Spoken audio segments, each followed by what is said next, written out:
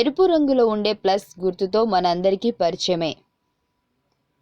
ఆసుపత్రులు, నర్సింగ్ హోంలు, డిస్పెన్సరీలు, అంబులెన్స్లు ఇలా ఎక్కడ చూసినా ఈ ప్లస్ సింబల్ దర్శనమిస్తుంది. ఇంతకీ దీని వెనుకున్న అర్థం, పరమార్థం, దాన్ని ఎందుకు వాడతారో ఎప్పుడైనా ఆలోచించారా? అసలు ప్లస్కు వైద్యానికి సంబంధం ఏంటో తెలుసుకున్నారా? సాధారణంగా మనకు ఆసుపత్రిలో కనిపించే ప్లస్ గుర్తునే రెడ్ క్రాస్ అంటారు.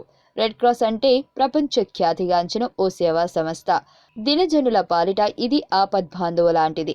దీనిని international committee of the red cross అనే సంస్థ నిర్వహిస్తుంది.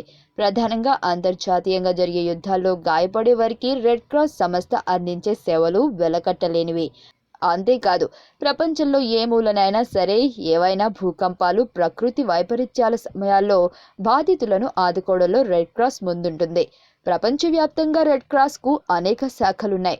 ఇది 1863లో జెనీవాలో రూపుదిద్దుకుంది. దీనికి కొనసాగింపుగా 1919లో international federation of red cross and red crescent society ఏర్పడింది.